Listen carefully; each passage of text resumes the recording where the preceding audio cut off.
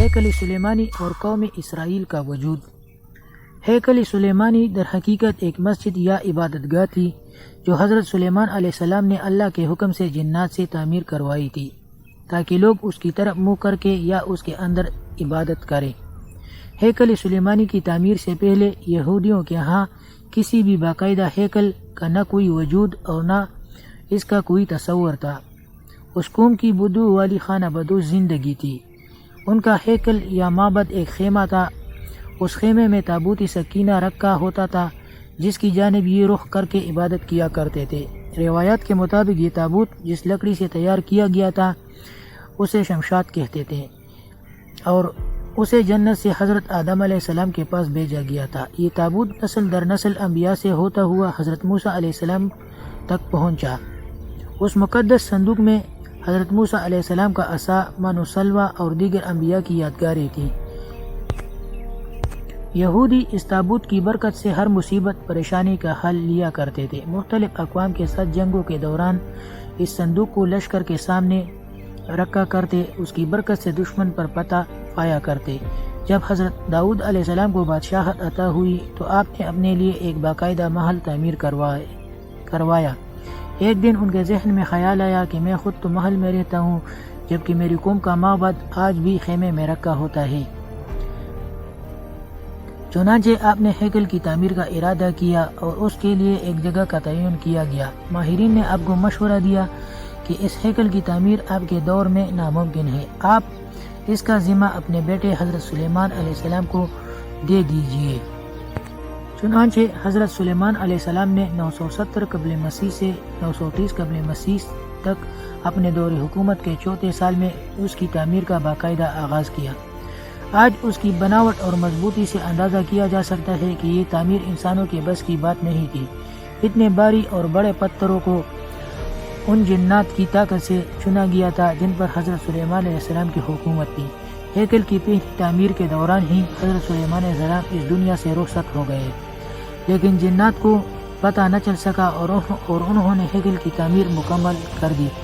یہ واقعہ آپ نے پہلے بھی پڑھا ہوگا کہ حضرت سلیمان علیہ السلام کی روح اللہ نے دوران عبادت ہی قبض کر لی، لیکن اس کی ترکیب اس طرح بنی کہ آپ ایک لکڑی پر سر اور کمر رکھ کر عبادت میں مصروف ہو گئے اور اس لکڑی کے سہارے سے یوں لگتا تھا کہ آپ اب بھی عبادت ہی کر رہے ہیں جبکہ آپ کا انتقال ہو چکا تھا۔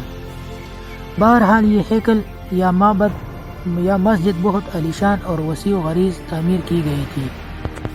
حضرت سلیمان علیہ السلام کی وفات کے بعد اس میں 3 حصے کر دیے گئے تھے۔ بیرونی حصے میں عام لوگ عبادت کیا کرتے تھے، اس سے اگلے حصے میں علماء جو کہ انبیاء کی اولاد میں سے ہوتے ان کی عبادت کی جگہ تھی۔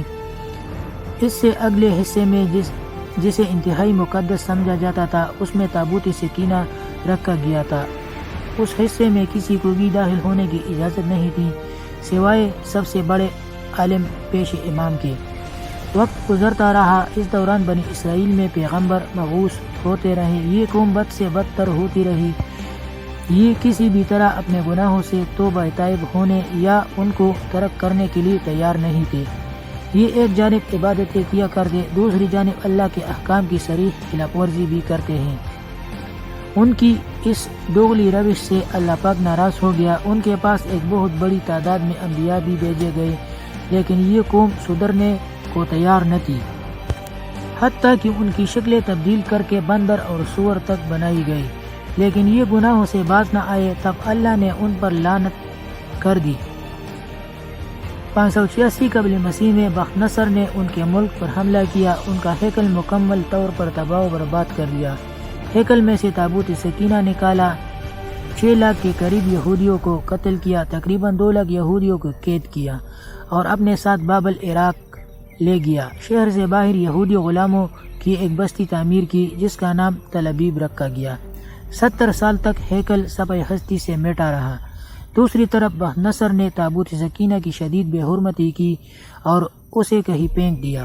کہا جاتا ہے کہ اس حرکت کا عذاب اسے اس کے ملک کو اس طرح ملا کہ سن 539 قبل مسیح میں ایران کے بادشاہ سائرس نے بابل یعنی عراق پر حملہ کر دیا اور بابل کے ولی عہد کو شکست پاش دے کر بابلی سلطنت کا مکمل خاتمہ کر دیا۔ سائرس ایک نرم دل اور انصاف پسند حکمران تھا۔ اس نے تل ابیب کے تمام قیدیوں کو آزاد کر کے ان کو واپس یروشلم بھیج دیا اور ساتھ میں ان کو ہیکل کی نئے سرے سے تعمیر کی بھی اجازت دے دی۔ ساتھ میں اس کی تعمیر کے لیے ہر طرح کی مدد فراہم کرنے کا وعدہ بھی کیا۔ چنانچہ ہیکل کی دوسری تعمیر 537 قبل مسیح میں شروع ہوئی، لیکن تعمیر کا کام سر انجام دینے والوں کو اپنے ہم وطن دشمنوں کی اتنی زیادہ مخالفت کا سامنا کرنا پڑا کہ تعمیراتی کام جلد ہی عملی طور پر بند ہو گیا اور دارا اول کے دور حکومت تک مداخلت ہی کا شکار رہا۔ اس کی حکمرانی کے دور دوسرے سال میں حضرت زکریا علیہ السلام نے وہاں کے گورنر سرو بابل اور سردار کاہن یوشع کی حوصلہ افزائی کی کہ وہ ہیکل کی تعمیر ثانی کی دوبارہ کوشش کرے۔ انہوں نے مثبت رد عمل کا اظہار کیا اور پوری قوم کی پرجوش تائید اور ایرانی حکام اور بذات خود بادشاہ کی آشیرواد سے ہیکل ثانی اپنی اضافی تعمیرات سمیت 4.5 سال کے عرصے میں 520 تا 515 قبل مسیح میں تکمیل کو پہنچا، لیکن اس بار اس میں تابوت سکینہ نہیں مل سکا۔ اس کے بارے میں آج تک معلوم نہیں ہو سکا کہ بخت نصر نے اس کا کیا کیا۔ کچھ لوگوں کا کہنا ہے کہ اس مقدس صندوق کی مزید توہین سے بچانے کے لیے اسے اللہ پاک کے حکم سے کسی محفوظ مقام پر معجزانہ طور پر چھپا دیا گیا، جس کا کسی انسان کو علم نہیں، لیکن یہودی اس کی تلاش میں پورے کرۂ ارض کو کود ڈالنا چاہتے ہیں۔ ایک اور دلچسپ بات، عام طور پر تاریخ دان ہیکل کی 2 دفعہ تعمیر اور 2 دفعہ تباہی کا ذکر کرتے ہیں۔ تاریخ کے مطالعے سے ایک بات میرے سامنے آئی کہ ایسا نہیں۔ اس ہیکل کو 3 بار تعمیر کیا گیا، لیکن اس کے ساتھ بھی ایک دلچسپ کہانی وجود میں آئی۔ ہیروڈس بادشاہ، جو کہ حضرت عیسیٰ علیہ السلام کی پیدائش سے چند سال پہلے کا بادشاہ ہے، اس نے جب اس کی بہتر طریقے سے تعمیر کی نیت کی تو یہودیوں کے دل میں ایک خوف پیدا ہوا کہ اگر اسے نئے سرے سے تعمیر کے لیے گرایا گیا تو دوبارہ تعمیر نہیں ہوگا۔ ہیروڈس نے ان کو بہلانے کے لیے کہا کہ وہ صرف اس کی مرمت کرانا چاہتا ہے، اسے گرانا نہیں چاہتا۔ چنانچہ سن 19 قبل مسیح میں اس نے ہیکل کے ایک طرف کے حصے کو گرا کر اسے تبدیلی کے ساتھ اور کچھ وسیع کر کے تعمیر کروایا۔ یہ طریقہ کامیاب رہا اور یوں یہودیوں کی عبادت میں خلل ڈالے بغیر توڑا توڑا کر کے ہیکل گرایا جاتا اور اس کی جگہ نیا اور پہلے سے مختلف ہیکل وجود میں آتا۔ یہ کام 18 ماہ میں مکمل ہوا اور یوں تیسری بار ہیروڈس کے ذریعے ایک نیا ہیکل وجود میں آ گیا۔ کچھ عرصہ بعد حضرت عیسیٰ علیہ السلام کا ظہور ہوا۔ اللہ کے اس رسول پر ایک بار پھر یہودیوں نے حسب معمول مظالم کے پہاڑ توڑنے شروع کر دیے۔ دراصل وہ اپنے مسیحا کے منتظر تھے جو دوبارہ آ کر ان کو پہلے جیسی شان و شوکت عطا کرتا۔